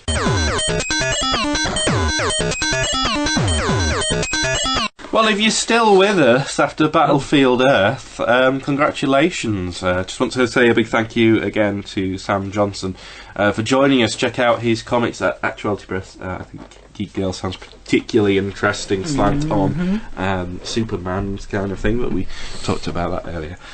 So do check him out. We'll have a special post on the website about that. But now it is time to go to the great book. Oh, It's the Bumpy Goose book. Feels like a while. the Gumpy Boost. The Gumpy Goose book. And this time, I mean, last time we went to Weirdo's Wonderful Window Stickers. That was it. This time we're staying on the high street and we're going to the reptile shop. Oh, right, okay. I feel like he's slowly created a universe. Yeah. He's now decided he's going to build like a town. Yeah. And somewhere in there there's a map of it all, but we don't get to see that yet. So here we are, Steve reading Bumpy Goose. The reptile shop. Thongo was a cool boy. Well, cold-blooded. Reptiles. He often helped his dad out at Lizard shop. All caps and then except for the R. Reptile Lizard shop. shop. Lizard shop. Lizard shop. Is the reptile shop like a description of what sort of shop? Yeah. And Reptile lizard's shop. the name. Catchy title. Right, okay. Next to It's Weirdo's run by Wonderful. pirates. Yeah, Weirdo's Wonderful Window Stickers and Lizard Shop, as it's now known. This was a shop with snakes and newts and crocodiles and lizards in it. I'm shocked. Yeah. Yeah? But If you why- didn't get that from the title, it's... But, like, it's a reptile shop Yeah. and they're all reptiles. But why would you call it the lizard shop and just, like, focus on one section? It's not the lizard shop, it's the lizard shop. Lizard Shop. It'd be like having, like, a Lizard. bird... Lizard. It'd be like having a bird emporium and calling it, like, ostrich. Come on over quick, said Dad. The croc is hungry. Okay. Wait, are they... I thought they were browsing. No, They No, they run own the it. shop. They Oh, run it. Pongo's dad's shop. Oh. Yeah. Okay, I'm coming. Fongo squished some dead flies into the Huffaloo snake cage. What's a Huffaloo? Huffaloo. Isn't that one of the houses in Harry Potter? Yeah. I think it is. And ran over to the crocodile. Wait, did J.K. Rowling steal your... I think she put... Wait. You know what? You know what? Probably. Wait. Is there a character called Dune and Willymonger in... Yeah. Yeah, probably. Damn it! He's one of the main characters. Damn you, Rowling. Funny, I did write a story about a broomstick game where you catch a little snotch. Oh. I do think you went to the same school of naming. I know that much. Yeah, I was an 8-year-old boy and she was a 40-year-old woman. And she was a middle-aged Fliffly woman. waffle whipple poos. Where's the food? asked Fongo. Hurry! Croc is hungry! shouted Dad. There are no spare people for her to eat! Whoa! It's people, Plot twist. and that's fine. Is it like, did you have that game, like Crocodile Dentist? Yeah. Probably Do you reckon it's just dentists? Like, he'll always ring the dentist to come in to look at the croc, and then... Just- But... ellipses. you can't say ellipses. There's lots of them. You gotta go but ellipses. But ellipses. But Who's ellipses? Is it a different character? Could be a name, to be honest, probably. just hurry up! yelled Fongo's dad. Get in, quick! What? Get in. This took a turn. Is he gonna feed his... No! Yes, now! Go in! Oh, okay, help me in then. The end. Was that just him slowly resigning himself Yeah. to death because his dad's insistent? Yeah. Yeah. Is that to speak to some sort of... Oh. The death of independence as you give in to your parents. Is this Yeah, what it's that's like? it, exactly. Oh, it's a cool crocodile then. Yeah. It's as good a picture as you've done. Although the kid looks like... oh, what's she called? Was it Sonia? Late 90s, early 90s singer. Who used to sing, and that's what takes me high. I don't Do you know. remember? I don't know. It's like Sonia, Sanita. It began with S. Yeah, let us She know. would be Sade. for like half a year. Like the Sade. year 2000. So now our boy's been slaughtered to a crocodile in a dark, bumpy goose story. We'll move on to now. What time is it, Steve? 7:20. Whoa! Fourth wall! It's precisely whenever you're listening. It's time for This Week the Geeks Have Spoken. We'll start, as always, with 3-word reviews. Thank you kindly for all of them. And Pete Bushbauer, king of the 3-word reviews at Popular Outcast. Thank you, as ever, still continuing your quest for 365 films this year, after 350 last year. I want like an Inception-like 3-word review where there's a 3-word review, but there's a bracket, so there's 3 more words in that review, which hark to the other one, but don't link. That's your challenge. You're that good at 3-word reviews now. I'm going to give you little challenges. Yeah. I'm gonna develop a 3-word review. I want some 3-word review-ception happening. Nice. But they have to like link as a sentence all 6, but individually work as well. Good luck with that. Yeah. But if you do that, you will prove you are the man, and then I will never question anything. Okay. Ever. Ever. That's your loss. Pee-wee's Big Adventure, Burton's fantastic debut, 7 out of 10. Never seen it, you know. I watched it, oddly enough, Well, and I would agree with a 7. I've not seen it either. I've always heard it's quite enjoyable. I just never happened. Never got around to it. It's funny, it's very, very Tim Burton. You can see a lot of the influences for the other films and little bits that he's tried out and whatnot. But yeah, well worth a watch. Oh, I might see it eventually. Yeah. Brick Mansions, excessive slow motion, 6 out of 10. Brick Mansion. Yeah, it was the Paul Walker District 13 style parkour film. Star Trek 6, allegory heavy boredom, 5 out of 10. Is that Final Frontier 6? I thought that was I 5. didn't write it down. Is that Stupidly. 5? 6 What's A it? Voyage Six- Home? Or is that? Is that the with the whales? Yeah. I love that one. Oh, I'll defend that one. It can't be that one. That's not very allegorical, is it? It might be Final should've written Frontier. That one does get a better name. Final Frontier is with like the godlike. You know what? I used to love Star Trek. I used to be obsessed with it. I haven't watched those original series films for years. I had a little run of them about a year or 2 ago. Wrath of Khan's still best. Just is. There's no argument. Wrath of Khan, Spoiler. First Contact. I think they're the 2 best out of all of those. Oh, is that the Borg one? That's the Borg one, Next Generation. What's the one with Kirk and Generations, I think that's Oh, is terrible. What's Nemesis then? I was Nemesis is the one with Tom Hardy as not a Nemesis, Romulan. Insurrection. Insurrection is like an extended episode with weird, kind of floppy-faced men. Floppy-faced men. Who are trying to get eternal youth from this planet which has, like, good water or something and stuff. Really, So not shit, just really, like, if it was a two-part episode, it would be fine. It just didn't feel like it warranted a movie. So it's Generations with Malcolm McDowell against Kirk and Picard. Right. Okay. I always get that confused That one with actually, Insurrection for some reason. it's okay. Generation, it feels like a handing the torch over kind of Yeah, movie. and which is it, Kirk's what it like is. old and fatter. Yeah, and it's blobbing not the around. same. It's just not the same. And all of that went straight over my head. But Sorry, no, it was we don't- interesting we to don't- listen. But I was like, we don't trek I don't know out. what this means. We never trek out, do we? Everyone liked bangs on it. about the remakes now, and I think I have a huge amount of time for all of the original. Oh, I like the original ones. Apart from DS9, I didn't really care for that. It was good, but it wasn't one I enjoyed. I never quite made the next gen step. I just like the original. The next gen's worth it. Voyager, I only have a soft spot for because it was the one which I started on Right. and stuck with for the whole 7 series. Right. For my sins. Enterprise, That's a lot. the prequel one. I watched it, but it just felt a little flat, really. Yeah. I don't know. It's weird to explain. I don't know what to. Isn't it weird that we have a geek podcast and we've been going like a couple of years, and that's the We've first never time I really- feel Yeah. like we've trekked out in That's why I any just respect. sort of- Just shows you how many layers we have Yeah. to our geekdom. We have slowly our toes in unfurling. many paddling pools. Iron Man and Captain America Heroes Unite. DC owns animation. 3 out of 10. True. True. It's not it's not a contest whatsoever.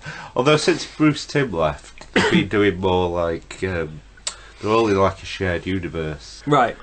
So the Batman universe is like this Damien, and it's going into Court Owls, which is coming out soon. Batman vs Robin, and then the Justice League ones are like the New 52, and they're fine, but Yeah. it's not the same as when they used to just focus on a single story and adapt it, and it'd be fucking brilliant. Right. Like Under the Red Hood or They're just Dark Knight Returns, and I thought they'd cashing in. continue that. And now that, like Flashpoint were brilliant, they did Flash, because some of them they improved the original story. But at the minute, I just feel like I'm watching some weird animated continuation. Right. It's not quite the same, but it's still better than Marvel. Yeah, take that.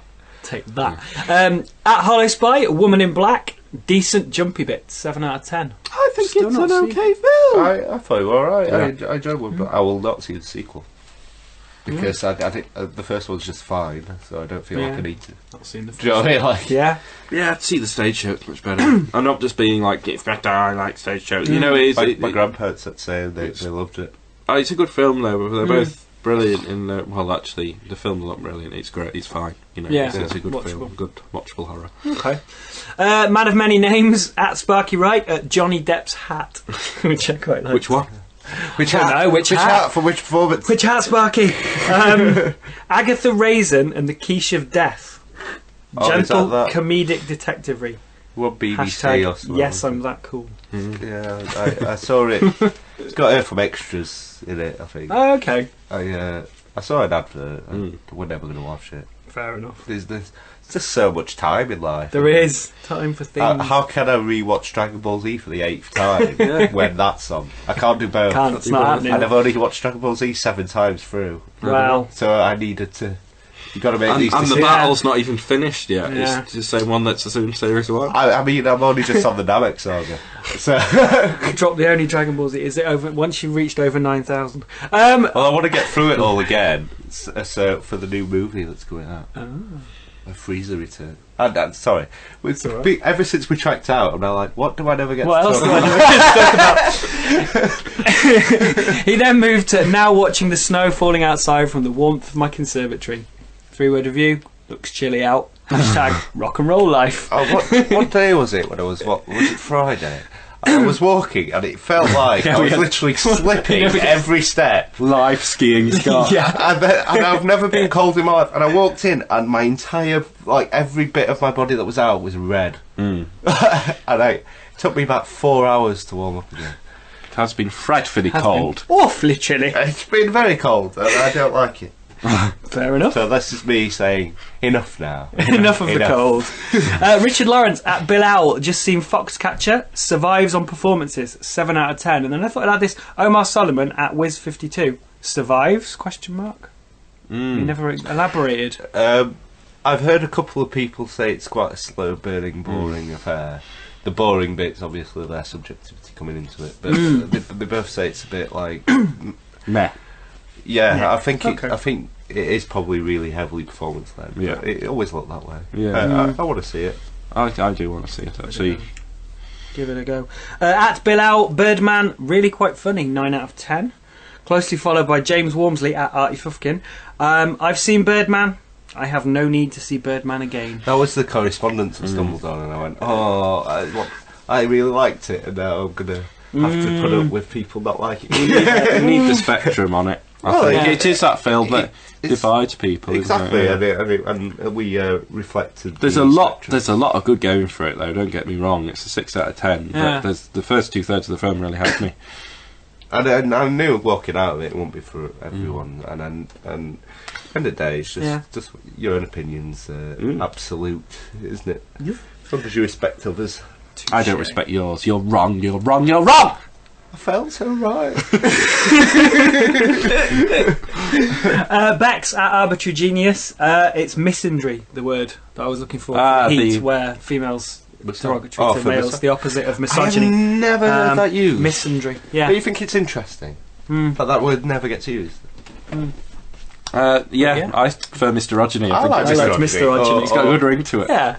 Misogynous man. Hisogyny. Misogyny? No, misogyny. Misogyny. Misogyny overcomplicates it. What it needs to be. I think I had a Miss Andrew at school. I've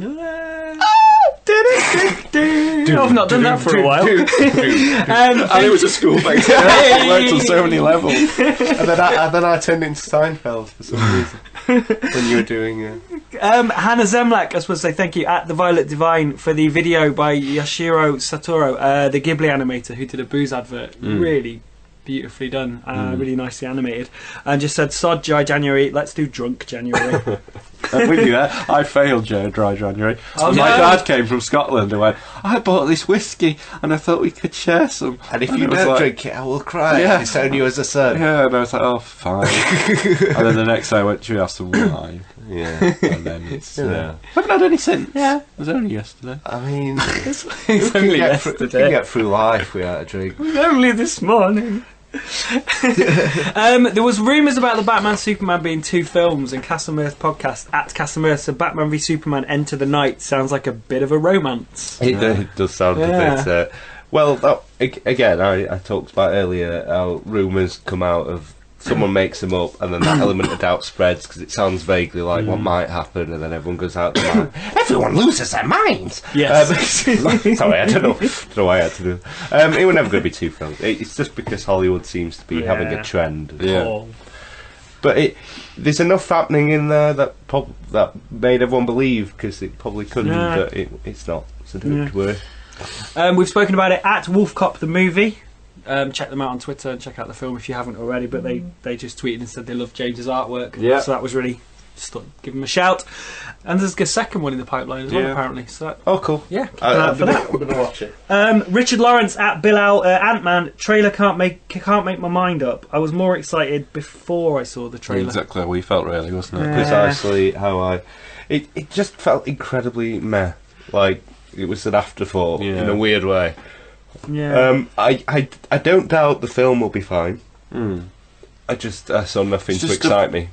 After 5 years of getting excited, not that long. Well, it might be 5 years of hearing about Ant-Man and about getting excited about Ant-Man. Then the trailer comes out and it's just a bit of a cardigan. You know, it's coming up with really weird examples. It's as underwhelmed as I've been by any Marvel trailer. Yeah. That is just a fact. I just felt incredibly meh about it. And I just thought that's a shame, because it's your first trailer, it's your first whatever. The X-Files return, we spoke about it earlier. Hi, I'm Troy McClure at Sean Luby, said the idea of a reboot would make my stomach turn, but a return to the universe could be messy, but I'd love to see it. The reboot would be messy, but not as messy as that handwriting there. Yeah, I know. That was on the bus. It's like he had some kind of stroke in the middle of it. It was on the back of the bus and went over a bump. At Fifth Wall Podcast. I'm down for it being in the established universe. Something needs to be made to replace the last movie. On half an hour or 40 minutes reflection, I think I would prefer it to be still in the Draco. Yeah.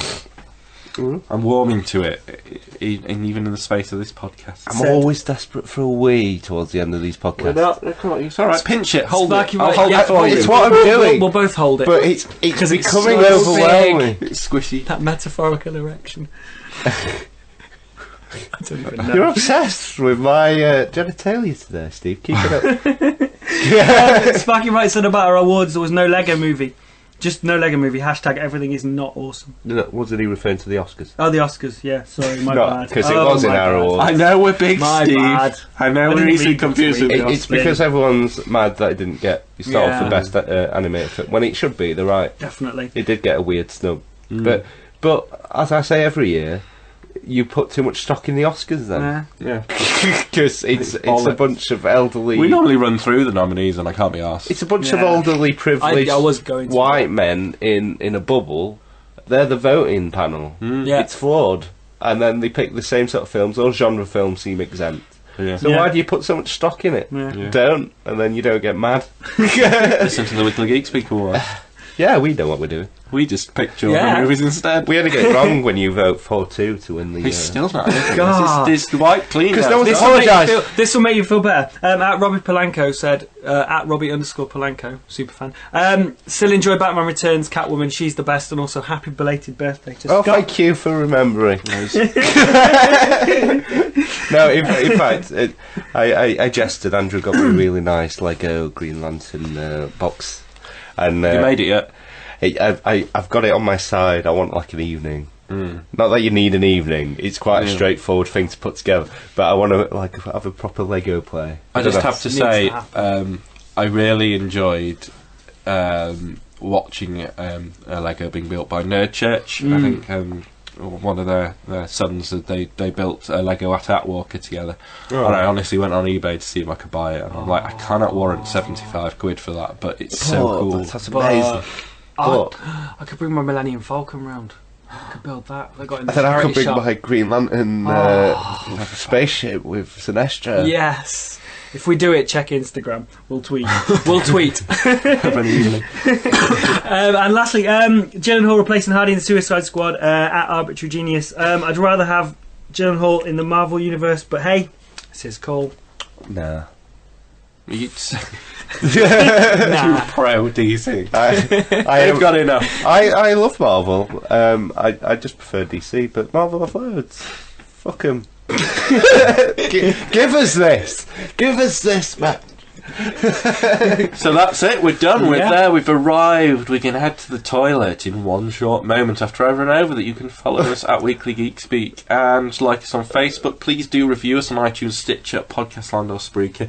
Really appreciate it. Thank you so much for listening, thank you so much for downloading, we really appreciate you, and please continue to interact with us because it means the world. We do this for you, so thank you very much. And we will be back next week when we will be My kidneys will have exploded. we will be getting some more little Pokemon's heads and getting a Geodude and splatting them in our Pokécall. And we'll also be talking Pixar movies. We'll be mean geeks. But until then, have a good week and make sure that Scott doesn't pee on his way down the stairs. Thank you very much for listening.